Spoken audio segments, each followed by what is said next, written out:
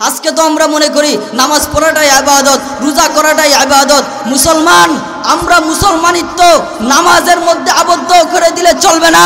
আমাদের মুসলমানের মুসলমানিত্ব রোজার মধ্যে আবদ্ধ করে দিলে চলবে না। আমার মুসলমানের মুসলমানিত্ব সিজদার মধ্যে আবদ্ধ করে দিলে চলবে না।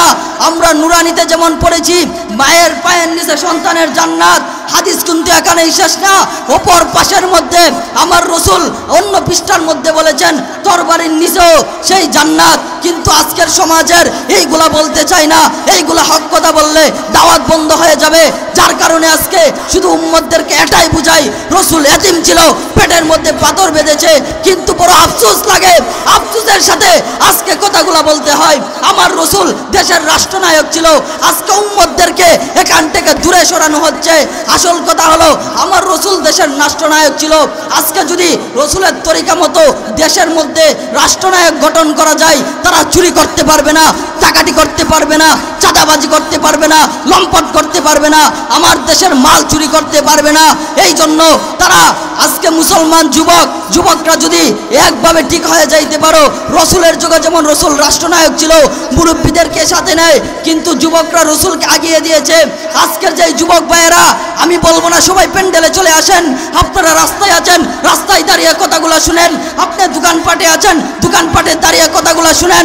আজকের যুবকরা যদি ঈমান তাজা নিয়ে শাহজালাল মুজাররদ ইয়ামনির মতো আল্লাহু আকবারের ধ্বনি দিতে পারেন, আজকের যুবকরা যদি ভিতরের মধ্যে ঈমানের তাজা নিয়ে আল্লাহু আকবারের ধ্বনি দিতে পারেন, আজকে আমরা মুখের মধ্যে যেমন রসুলের মহব্বত দেখাই, অন্তরে যদি সেই মদিনাওয়ালার প্রেমটা লালন করতে পারতাম, আজকে আমরা মুখের মধ্যে রসুলের যত ইশক দেখাই, অন্তরে যদি সেই মদিনাওয়ালার ইশক আমরা লালন করতে পারতাম, আজকে আমরা মুখের মধ্যে রসুলের যত শান দেখাই, আমরা যদি বুকের মধ্যে সেই মদিনাওয়ালার শান আমরা লালন করতে পারতাম, এই বাংলার জমিনে কোনো নাস্তিক, কোনো মুরতাদ, কোনো ইহুদি খ্রিস্টানদের কোনো দালাল, কোনো কাদিয়ানির বাচ্চা আমার রসুলকে তো নবী দাবি করতে পারতো না, ঠিক কিনা? আমরা বলতে চাই তোমরা মাহফিল বন্ধ করবা। আরে রসুলকে শুধু মাহফিল বন্ধ করা হয় নাই, আমার রসুলকে যেমন নির্যাতন করেছেন, আমার রসুল ইসলাম থেকে বাহির হয়ে যায় নাই। বেলালকে নির্যাতন করা হয়েছে, বেলাল বাহির হয়ে যায় নাই। আবু বকরকে নির্যাতন করা হয়েছে, আবু বকর বাহির হয়ে যায় নাই। ভালো করে মনে রাখবেন, আমি সুফিয়ান বিন হারিন কিন্তু সেই আবু বকরের উত্তরসূরি। এখানে আপনারা যুবক ভাইরা যারা আছেন, বাবা বয়সী, দাদা বয়সী যারা আছেন, আমরা কিন্তু সেই আবু বকরের সৈনিক, সেই ওসমানের সৈনিক, সেই আলীর সৈনিক, সেই বেলালের সৈনিক। তোমরা শুধু মাহফিল বন্ধ না, জেলখানায় যদি রেখে দাও। যদি আমি বলতে চাই আমার দিলে তামান্না আল্লাহর রাস্তায় শহীদ হব, দিলের মধ্যে এই কথাটা তামান্না নিয়ে মাঠের মধ্যে নেমেছি, আল্লাহর রাস্তায় শহীদ হব। আল্লাহ কোরআনে যা বলেছেন বলতেই থাকবো, হাদিসে যা বলা হয়েছে বলতেই থাকবো, রসুল যা আদেশ করেছেন বলতেই থাকবো, হাদিসে যা বলা হয়েছে বলতেই থাকবো, যুবকের যা প্রয়োজন বলতেই থাকবো, শাসকের যা প্রয়োজন বলতেই থাকবো।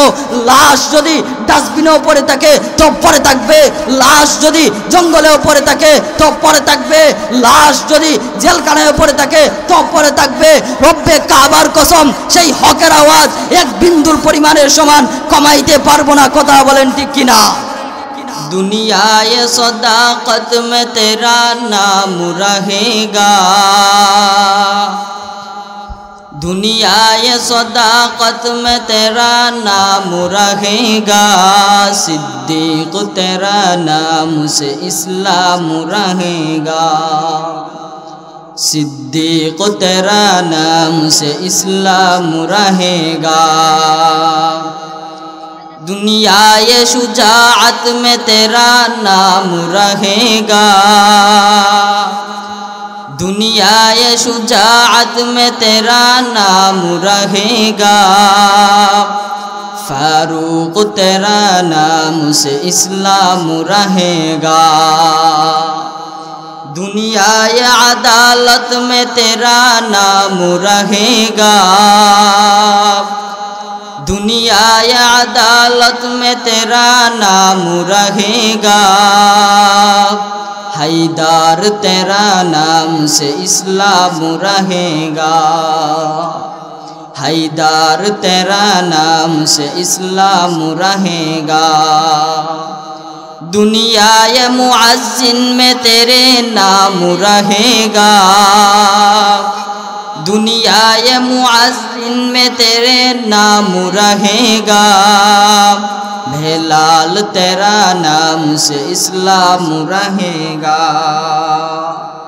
बेलाल तेरा नाम से इस्लाम रहेगा। अल्हम्दुलिल्लाह, महान अल्लाह पाकेर दरबारे लाख कोटी शुक्र जे अल्लाह अपने आमाके হাজারো কোটি মানুষের কাছ থেকে যাচাই ও বাছাই করে কোরআনের মজলিসে আসার বসার তৌফিকটুকু দান করেছেন। সকলে অন্তরে অন্তঃস্থল থেকে যে যেখানেই আছি সকলেই রব্বে কাবার দরবারে শুকরিয়া আদায় করি, সকলে বলি আলহামদুলিল্লাহ। আজকের মাহফিলের যিনি প্রধান অতিথি শায়েখ আলী হাসান উসামা, উনি বাদ এসা বয়ান রাখবেন। এর আগ পর্যন্ত ধারাবাহিক হিসাবে বয়ান চলবে ইনশাআল্লাহ।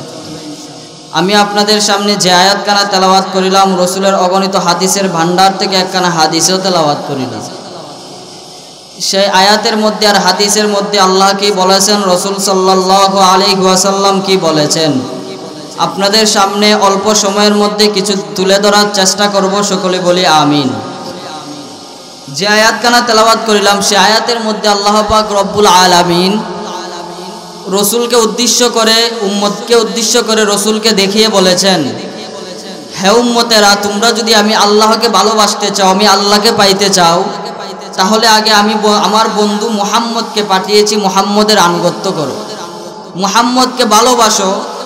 আজকে জমিনের মধ্যে ভালোবাসার আনুগত্যের মধ্যে যেমন পার্থক্য দেখা যায়, আমি রসুলের আশেক, গালের মধ্যে দাড়ি নাই, আমি রসুলের আশেক কিন্তু আমার জীবনটা রসুলের মতো চালাইতে পারি না।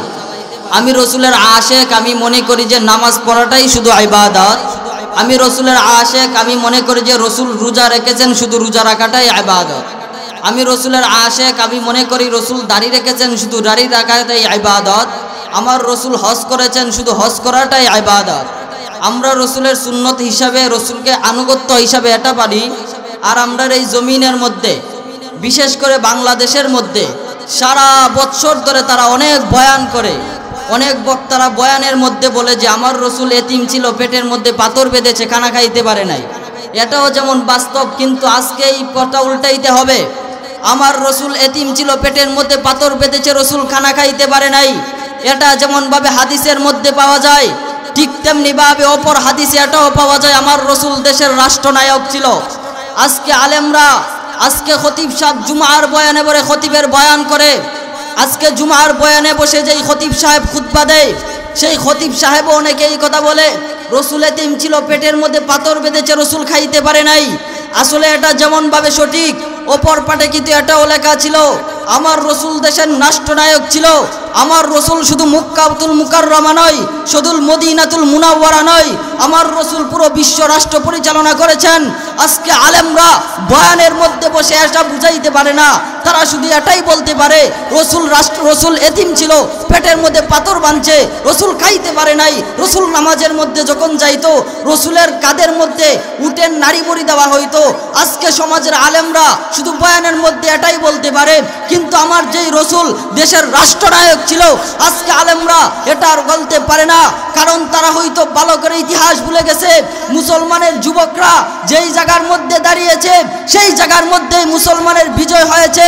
আর হক বাতিলের বিজয় আর হক বাতিলের লড়াই সেটা আজ থেকে নয়, রসুলের আদর্শ অনুযায়ী, রসুলকে মানার অনুযায়ী, রসুলকে যে আনুগত্য করব সেই আনুগত্যের অনুযায়ী, সেটা হক বাতিল আজ থেকে নয়। আমার রসুল এক পাশে ছিলেন, আবু জাহেল এক পাশে ছিলেন, সেটা থেকে আজ থেকে নয়। হক বাতিল যখন এসেছিল, যখন হাবিল আর কাবিল এসেছিল, হক যখন হাবিলের রূপ ধারণ করে এসেছে, বাতিল যখন হক যখন কাবিলের রূপ ধারণ করে এসেছে, বাতিল যখন হাবিলের রূপ ধারণ করে এসেছে, হক যখন মুসা কালিমুল্লাহর রূপ ধারণ করে এসেছে, বাতিল যখন নমরুদের রূপ ধারণ করে এসেছে, ঠিক তেমনিভাবে সেটা আজ থেকে নয়।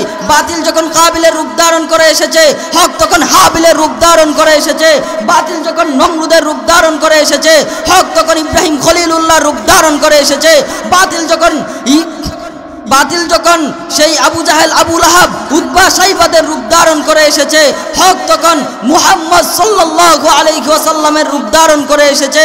বাতিল যখন খলিফা মানসুরের রূপ ধারণ করে এসেছে, হক তখন ইমামে আজম আবু হানিফার রূপ ধারণ করে এসেছে। বাতিল যখন খলিফা মুতাসিমের রূপ ধারণ করে এসেছে, হক তখন জামানার ইমামে আহমদ বিন হাম্বলের রূপ ধারণ করে এসেছে। বাতিল যখন তাসলিমা নাসতিন কুলাঙ্গারদের রূপ ধারণ করে এসেছে, হকের আওয়াজ নিয়ে তখন ময়দানে ঝাঁপিয়ে পড়েছেন সিলেটের প্রিন্সিপাল আল্লামা হাবিবুর রহমান।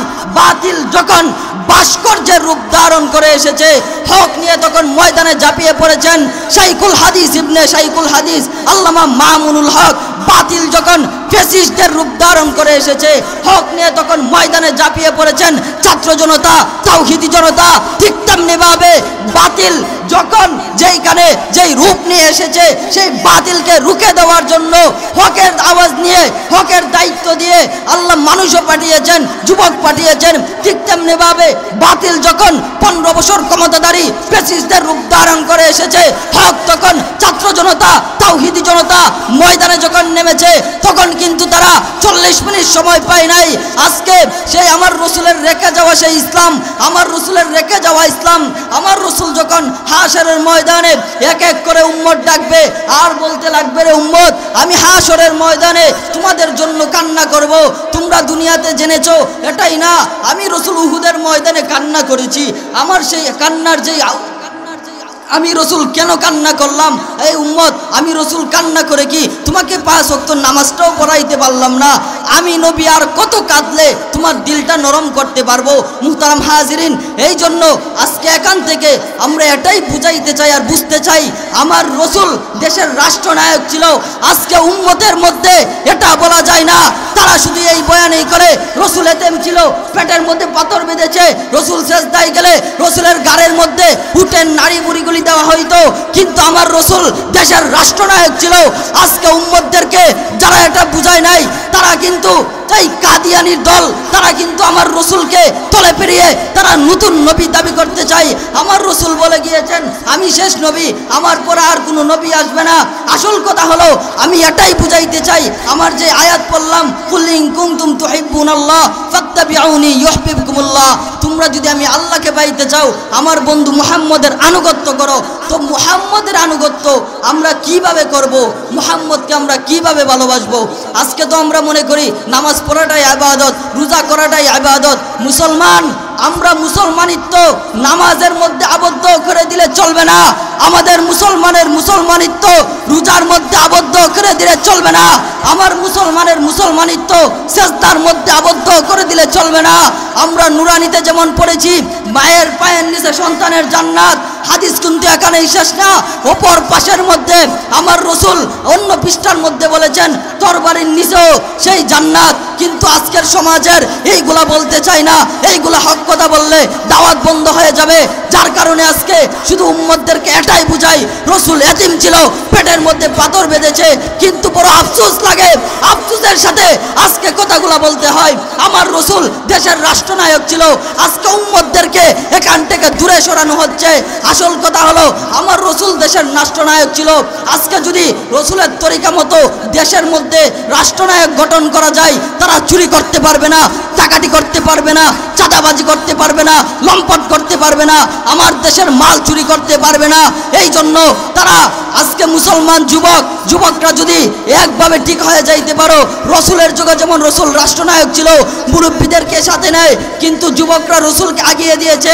আজকের যে যুবক ভাইয়েরা, আমি বলবো না সবাই প্যান্ডেলে চলে আসেন, আপনারা রাস্তায় আছেন, রাস্তায় দাঁড়িয়ে কথাগুলো শুনেন, আপনি দোকানপাটে আছেন, দোকানপাটে দাঁড়িয়ে কথাগুলো শুনেন। আজকের যুবকরা যদি ঈমান তাজা নিয়ে শাহজালাল মুজাররদ ইয়ামনির মতো আল্লাহু আকবারের ধ্বনি দিতে পারেন, আজকের যুবকরা যদি ভিতরের মধ্যে ঈমানের তাজা নিয়ে আল্লাহু আকবারের ধ্বনি দিতে পারেন, আজকে আমরা মুখের মধ্যে যেমন রসুলের মহব্বত দেখাই, অন্তরে যদি সেই মদিনাওয়ালার প্রেমটা লালন করতে পারতাম, আজকে আমরা মুখের মধ্যে রসুলের যত ইশক দেখাই, অন্তরে যদি সেই মদিনাওয়ালার ইশক আমরা লালন করতে পারতাম, আজকে আমরা মুখের মধ্যে রসুলের যত শান দেখাই, আমরা যদি বুকের মধ্যে সেই মদিনাওয়ালার শান আমরা লালন করতে পারতাম, এই বাংলার জমিনে কোনো নাস্তিক, কোনো মুরতাদ, কোনো ইহুদি, খ্রিস্টানদের কোনো দালাল, কোনো কাদিয়ানির বাচ্চা আমার রসুলকে তো নবী দাবি করতে পারতো না, ঠিক কিনা?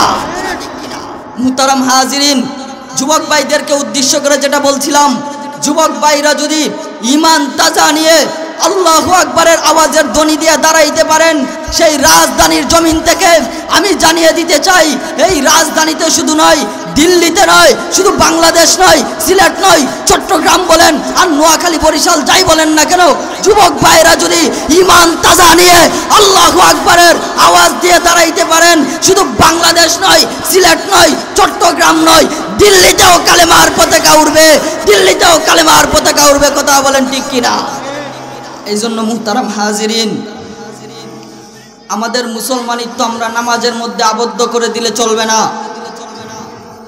আমাদের সিলেটের একজন বড় আলেম আব্দুল হাই বাহুবলী দামাত বারাকাতুহুম, উনাকে পাশে রেখে আমাদের হবিগঞ্জের বাহুবলের জমিনে আমি বলেছিলাম, মুসলমানিত্ব যদি আমরা নামাজের মধ্যে আবদ্ধ করে দেই, আপনারা দেখবেন, আমি এই সাবজেক্ট দিয়ে আপনাকে আমি 2 মিনিটে এক্সাম্পল বুঝাইতে চাই।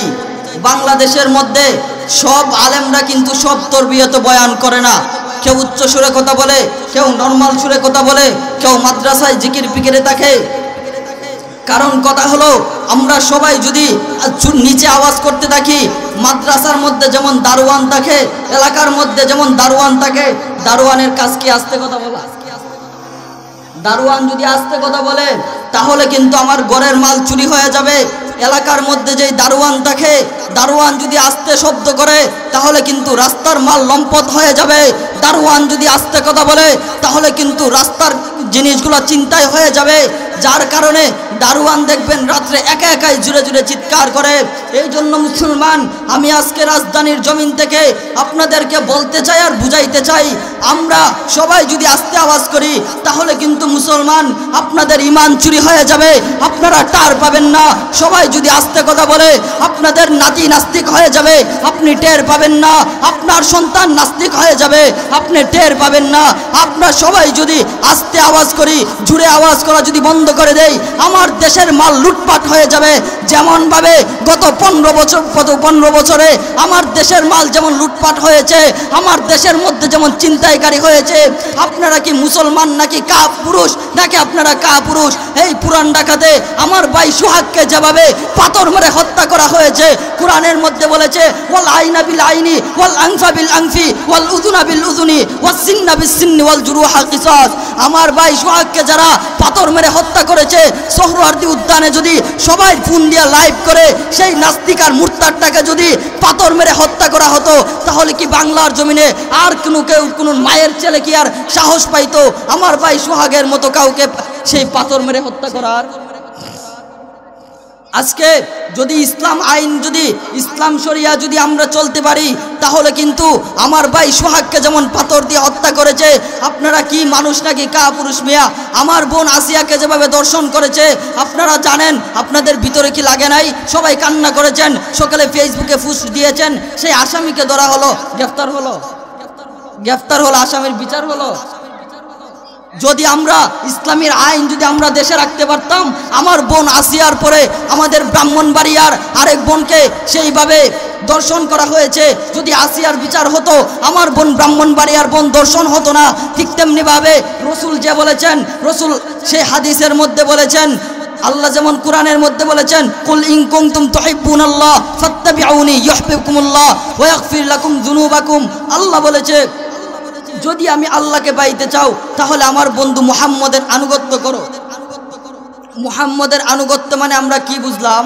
শুধু নামাজ পড়া। মুহাম্মদের আনুগত্য মানে আমরা কি বুঝলাম? শুধু রোজা রাখা? না না, মুহাম্মদকে ভালোবাসতে হবে প্লাস আনুগত্য করতে হবে। আল্লাহ কোরআনের মধ্যে এই কথা বলেছেন, হাদিসের মধ্যেও রসুল বলেছেন, যেই যারা আমি নবীকে মানবে তারাই হবে সফল কাম, আর যারা আমি নবীকে মানবে না তারা জান্নাতের গন্ধও পাবে না। ঠিক তেমনিভাবে মুসলমান, আজকে যদি আমরা মুসলমানিত্ব বারবার বলতে মন চাই, উম্মতের ঘরে ঘরে দরজায় দিয়ে যার যান উঠানে দাঁড়িয়ে দাঁড়িয়ে বলতে মন চাই, মুসলমান নামাজের মধ্যে ইসলামটা আবদ্ধ করে দিও না, মুসলমান রোজার মধ্যে ইসলামটা আবদ্ধ করে দিও না। মুসলমান তুমি যেইভাবে 15 বছরের মধ্যে আমার সেই বাংলাদেশের মাতার তাজ আল্লামা দেলোয়ার হোসেন সাইদি রহমাতুল্লাহ আলাই হুজুরকে যেইভাবে হত্যা করা হয়েছে, আজকে সবার দিলের মধ্যে একটা তামান্না, আমরা হুজুরকে দেখতে পারি নাই, বৃদ্ধ যারা আছেন বাবা বয়সী হয়তো আপনারা দেখেছেন, কিন্তু মনের মধ্যে একটা তামান্না ছিল একদিন হয়তো বাহির হয়ে আসবে, একদিন না একদিন হয়তো বাহির হয়ে আসবে, প্রথম মাহফিলে যাব, হুজুরকে নিজ চোখে দেখব। কিন্তু সেই জালিম, সেই প্রেসেস আমার সেই দেলোয়ার হোসেন সাইদিকে আর মানুষের কাছে ফিরিয়ে দেয় নাই, আর মানুষকে দেখতে দেয় নাই। আরে তোরা যেভাবেই বলস না কেন, আমার রসুলকেও তো তারা কতভাবে আঘাত করেছে, আমার রসুলের গলার মধ্যে গামছা পালিয়ে রাস্তার মধ্যে টানেছে, আমার রসুল ইসলামের দাওয়াত বন্ধ করে নাই। হযরত বেলালকে যেইভাবে আঘাত করেছে, বেলাল বন্ধ করে নাই। আরে রসুল চলে গেল, ইসলাম চলে যায় নাই, সাহাবায়ে কেরাম চলে গেল, ইসলাম চলে যায় নাই, তাবিন চলে গেল, ইসলাম চলে যায় নাই, তাবে তাবিন চলে গেল, ইসলাম চলে যায় নাই, খোলাফায়ে রাশিদিন চলে গেল, ইসলাম চলে যায় নাই। আরে আবু বকর চলে গেল, ইসলাম চলে যায় নাই, উমর চলে গেল, ইসলাম চলে যায় নাই, ওসমান চলে গেল, ইসলাম চলে যায় নাই।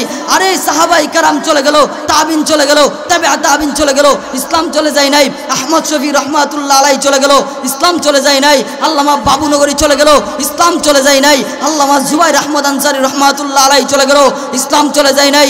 আল্লামা দেলোয়ার হোসেন সাইদি রহমাতুল্লাহ আলাইহি চলে গেল, ইসলাম চলে যায় নাই। ইসলাম ছিল, ইসলাম আছে, ইসলাম থাকবে, কথা বলেন ঠিক কিনা?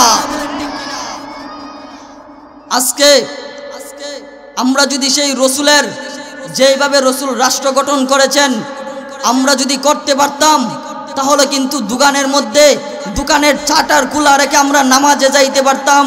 আজকে মুসলমান ইসলাম নামাজের জন্য কায়েম হওয়া কি দরকার?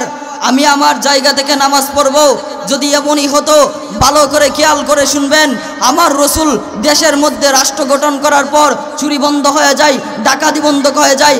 আপনি আজকে যদি রসুলের মতো রাষ্ট্র গঠন করার কথা শুনলে যেই মানুষের ভিতরে হিট লাগে, যেই বলে যে না অমুককে ভোট দেওয়া যাবে না, ইসলামের মতো করে ফেলবে, রসুলের মতো দেশ চলে আসবে।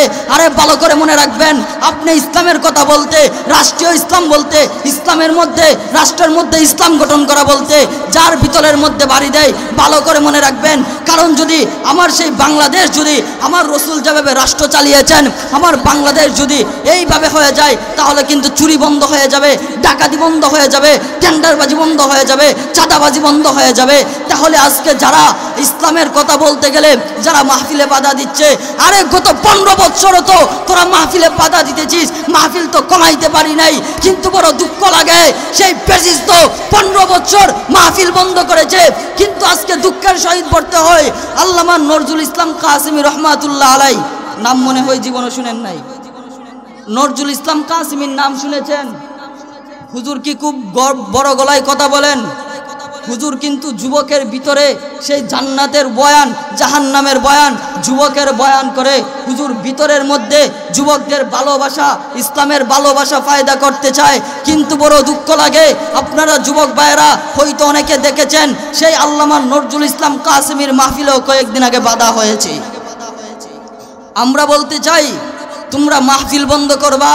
আরে রসুলকে শুধু মাহফিল বন্ধ করা হয় নাই, আমার রসুলকে যেমন নির্যাতন করেছেন, আমার রসুল ইসলাম থেকে বাহির হয়ে যায় নাই। বেলালকে নির্যাতন করা হয়েছে, বেলাল বাহির হয়ে যায় নাই। আবু বকরকে নির্যাতন করা হয়েছে, আবু বকর বাহির হয়ে যায় নাই। ভালো করে মনে রাখবেন, আমি সুফিয়ান বিন হারিন কিন্তু সেই আবু বকরের উত্তরসূরি। এখানে আপনারা যুবক ভাইরা যারা আছেন, বাবা বয়সী, দাদা বয়সী যারা আছেন, আমরা কিন্তু সেই আবু বকরের সৈনিক, সেই ওসমানের সৈনিক, সেই আলীর সৈনিক, সেই বেলালের সৈনিক। তোমরা শুধু মাহফিল বন্ধ না, জেলখানায় যদি রেখে দাও। যদি আমি বলতে চাই, আমার দিলে তামান্না আল্লাহর রাস্তায় শহীদ হব, দিলের মধ্যে এই কথাটা তামান্না নিয়ে মাঠের মধ্যে নেমেছি, আল্লাহর রাস্তায় শহীদ হব। আল্লাহ কোরআনে যা বলেছেন বলতেই থাকবো, হাদিসে যা বলা হয়েছে বলতেই থাকবো, রসুল যা আদেশ করেছেন বলতেই থাকবো, হাদিসে যা বলা হয়েছে বলতেই থাকবো, যুবকের যা প্রয়োজন বলতেই থাকবো, শাসকের যা প্রয়োজন বলতেই থাকবো।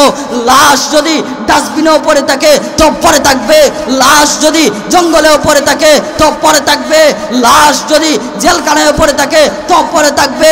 রব্বে কাবার কসম, সেই হকের আওয়াজ এক বিন্দুর পরিমাণের সমান কমাইতে পারবো না, কথা বলেন ঠিক কিনা? আমাদের ভিতরে আজকে রসুলের মহব্বত, আমাদের ভিতরে আজকে রসুলের মোহাব্বত, আজকে এখানের মধ্যে যুবক বাইরে শুধু এখানে নয়, পুরো বাংলাদেশের মধ্যে, বাংলাদেশ নয় পুরো বিশ্বের মধ্যে মুসলমানদের হয়তো যুবকরা নামাজ পড়ে না, যুবকদের দাড়ি নেই, যুবকদের মাথায় টুপি দেয় না, কিন্তু রসুলের জন্য রক্ত দিতে, জীবন দিতে এমন হাজারো কোটি যুবক তৈয়ার। যুবক ভাইয়েরা উচ্চ আওয়াজে বলেন ঠিক কিনা? আজকে বলতে চাই যুবক ভাইয়েরা, আপনারা যদি ঠিক হয়ে দাঁড়াইতে পারেন, যত যুদ্ধের মধ্যে বিজয় হয়েছে সব কিন্তু যুবক ভাইদের কারণে বিজয় হয়েছে।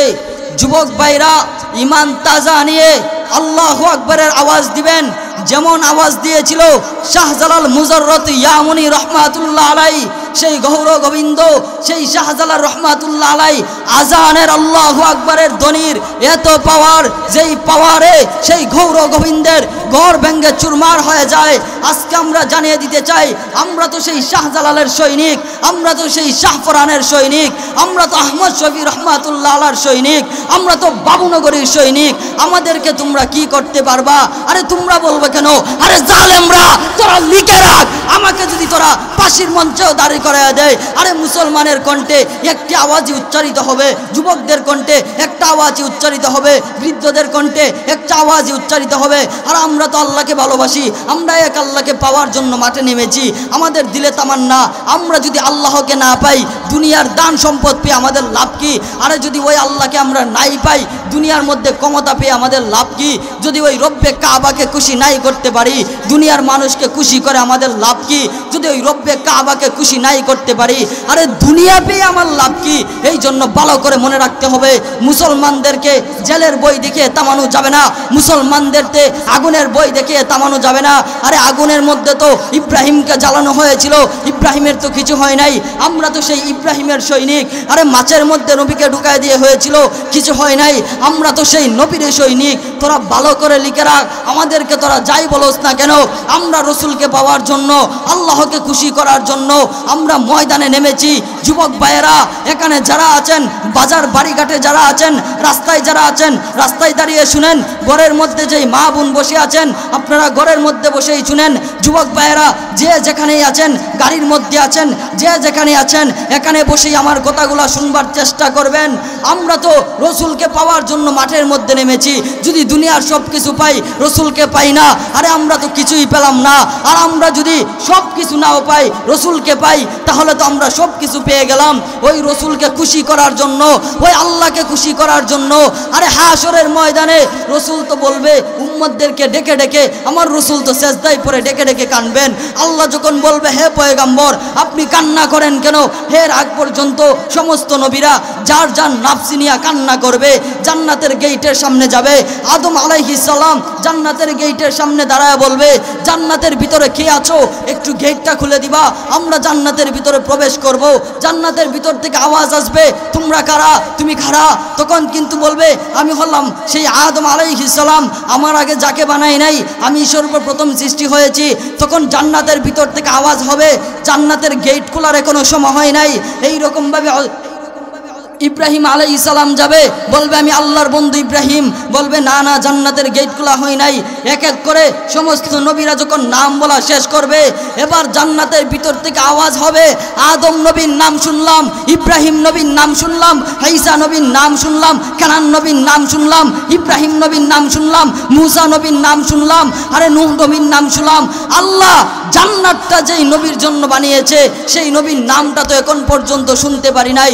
ফেরেশতারা যায় দেখবে আমার রসুল একবার জান্নাতের গেটে যায়, আরেকবার জাহান্নামের কাছে যায়, একবার মিজানের কাছে যায়, একবার ফুলসিরাতের কাছে যায়, আর জবানের মধ্যে চিৎকার বলে বলে ইয়া উম্মতি, আয় আল্লাহ আমার উম্মতকে বাঁচাও। একবার জাহান্নামের কাছে যায়, আর কান্না করবে আর বলবে আল্লাহ আমার কোন উম্মত নিয়ে জাহান্নামে চলে যায়। আমার রসুল কান্না করবে, একবার যাবে মিজানের কাছে, আর কান্না করবে আর বলবে আয় আল্লাহ আমার কোন উম্মতের মিজানের পাল্লাটা যদি গুনাহের পাল্লাটা বাড়ি হয়ে যায়। আমার রসুল কান্না করবে, ফুলসিরাতের পাশে যাবে, সেই ফুলসিরাতের পুল তোর বাড়ির থেকেও দাড়ি চুলের থেকেও চিকন, সেই যখন যাবে আমার রসুল কান্না করবে আর বলবে আল্লাহ আমার কোন উম্মত যদি সেই ফুলসিরাতের বিষের ফুলের মধ্যে কেটে পড়ে যায়। আই উম্মত, আজকে আফসোস লাগে কথাগুলো বলতে। নামাজের মধ্যে ইসলামটাকে আবদ্ধ করার কারণে রসুলকে ভালোবাসো মুখ দিয়া বলতে পারো, কিন্তু বাংলাদেশের মধ্যেই সেটা বেশি হয়। আমাদের সিলেটের মধ্যে আর চট্টগ্রামের মধ্যে যেমন রসুলের ভালোবাসা উম্মতরা মুখ দিয়া প্রকাশ করে, এতটুক যদি অন্তর দিয়া সিলেটের ভাষারা বাংলাদেশ আমি বলি না, শুধু সিলেট আর চট্টগ্রামের মুসলমান সেই রবিউল আউয়াল মাস আসলে, 12ই রবিউল আউয়াল আসলে তারা মুখের মধ্যে যেমন রসুলের ভালোবাসা দেখায়, এতটুক যদি অন্তরে লালন করতে পারতো, আরে সিলেট চট্টগ্রামের মুসলমান বয়ানটা ইউটিউবের মধ্যে চলে যাবে, সোশ্যাল মিডিয়াতে চলে যাবে। চট্টগ্রামের ভাইয়েরা যারা আছেন, সিলেটের ভাইয়েরা ভালো করে শুনবেন। আজকে আপনারা রবিউল আউয়াল মাস আসলে মুখের মধ্যে যেমন রসুলের ভালোবাসা দেখান, এতটুক যদি অন্তরের ভিতরে লালন করতে পারতেন, আজকে আপনারা রসুলের ইশক মোহাব্বত মুখ দিয়া যেতটুক দেখান, এতটুক যদি অন্তর দিয়া দেখাইতে পারতেন, রব্বে কাবার কসম, আমার সেই রবির উপরে যেই নাস্তিক গালি দেয়, আরে আমার রসুলকে তো এই কথাও বলা হয়েছে, সেই নাস্তিক তো আমার রসুলকে গালি দিয়ে এই কথাও বলেছেন, আমার রসুল নাকি যৌবনের তাড়নায় একাধিকবার বিবাহ করেছেন। আরে নাস্তিক মুরতাদ, আমার রসুলকে তোরা গালি দিতে পারবি, সাহাবাই কারামদেরকে গালি দিতে পারবি, তাবিনদেরকে গালি দিতে পারবি, তবে তাবিনদেরকে গালি দিতে পারবি, কিন্তু ভালো করে মনে রাখ, সুযোগ দেওয়া হয়েছে এখনই। যদি তোদের মুখ বন্ধ না হয়, আলেম উলামারা যদি কথা বলা বন্ধ করে দেয়, আলেম উলামারা যদি মুখ একবার আওয়াজ তুলে দেয়, ভালো করে জেনে রাখ, যেই রকম ভাবে শাহজালাল আল্লাহু আকবারের আওয়াজ দিয়েছিল, কর্ম গোবিন্দর গড় ভেঙে চুরমার হয়েছিল, যেই রকম ভাবে উলামায়ে কেরাম আওয়াজ দিয়ে তাদেরকে নিভিয়ে দিয়েছিল, ঠিক তেমনি ভাবে মুসলমান ভালো করে মনে রাখবেন, আমরা যদি আল্লাহু আকবারের আওয়াজটা শাহজালালের মতো দিতে পারি, শাহফরানের মতো দিতে পারি, এই বাংলার জমিন ইসলামের জমিন হবে, এই ঢাকার জমিন, এই রাজধানীর জমিন ইসলামের জমিন হবে। আপনারা এখানে যারা যারা আছেন, কারা কারা ইসলামী জমিন চান, সেই বাংলাদেশটাকে যারা ইসলামী আইন চালাতে চান, কারা কারা দিলের মধ্যে তামান্না, আমরা দুটি হাত আমার আল্লাহকে দেখায় দেই, হাতগুলা উঁচু করে রাখবেন, আমার আল্লাহকে দেখায় দিবেন, আল বলবেন আল্লাহ আমরা টাকা দিতে পারি না, পয়সা দিতে পারি না, আল্লাহ সবাইকে সব দেয় না, কাউকে আল্লাহ মন দিয়া পরীক্ষা করে, কাউকে দন দিয়া পরীক্ষা করে। এই জন্য মুসলমান আমরা হাত উঠে আল্লাহকে বলবো, আল্লাহ আমরা সেই সাউতুল কোরআন মাহফিল, সে আপনার রাজধানীর জমিনে বসে আমরা হাত উঁচু করে আমরা বলেছিলাম, আল্লাহ যদি জীবন রক্ত দিতে হয় রক্ত দিয়েছি, আরও দিব, যদি জীবন দিতে হয় আমরা জীবনটাও দিয়ে দিব রে আল্লাহ, আপনার জমিনে, আপনার ইসলাম আপনার জমিনে, আরে খুদার জমিনে খুদার আইন বাস্তবায়ন করার জন্য রক্ত দেওয়া লাগে, রক্ত দিব, জীবন দেওয়া লাগে, জীবন দেওয়া দেব। আরে গত বছরও আমি সেই মাহফিলে বয়ান করেছিলাম, পাশে মাহফিলটা ছিল, যখন আমি বয়ান করে নেমেছিলাম তখন কিন্তু আমাকে হুমকি দেওয়া হয়েছিল। আজকে আমরা বলতে চাই, হুমকি দিয়ে আমাদেরকে থামানো যাবে না। আরে আমি যখন বাসায় যাই, আমার মা কিন্তু আমাকে বলেছিল, বাবা এই রকমভাবে আওয়াজ করে কথা বলার দরকার নাই, তারা যেমন কথা বলে এইভাবে কথা বললেই তো চলে। আমি বলেছিলাম, মা আমরা যদি, তুমি যে এইরকমভাবে আমাকে বলতেছো বাবা আস্তে কথা বলো, এই রকমভাবে তো সব আলেমের মাই সবাইকে বলে যে বাবা একটু আস্তে কথা বলো, তাহলে যদি বলেন মা আমি যদি আপনার কথা শুনে আস্তে কথা বলেই, জুড়ে কথা বলা বন্ধ করে দেই, ঠিক তেমনি ভাবে যারা জুড়ে কথা বলে সবার মাই তো সবাইকে বলে যে বাবা একটু আস্তে কথা বলো, সবাই যদি জুড়ে কথা বলা বন্ধ করে দেয়, আমার দেশ কিন্তু আবার চুরি হয়ে যাবে, আমার দেশের কিন্তু আবার চাঁদাবাজি বেড়ে যাবে, আমার দেশের মধ্যে আবার লম্পট বেড়ে যাবে। ঠিক তেমনি ভাবে আস্তে আমরা কথা বলতে চাই না, সকলে জুড়ে আওয়াজ করে, সবাই জুড়ে আওয়াজ করে কথা বলে না, কেউ দিনের লাইনে কাজ করে, মাদ্রাসার মধ্যে মেহনত করে। এই জন্য মুসলমান আমরা যেইভাবেই কাজ করি, আমরা একটু ইসলামটা আল্লাহর জমিনে আল্লাহর দ্বীন বাস্তবায়ন করতে চাই। আল্লাহ পাক সবাইকে রসুলের কাটি আশেক বানান, সকলে বলে আমিন। আখির দাওয়ানা।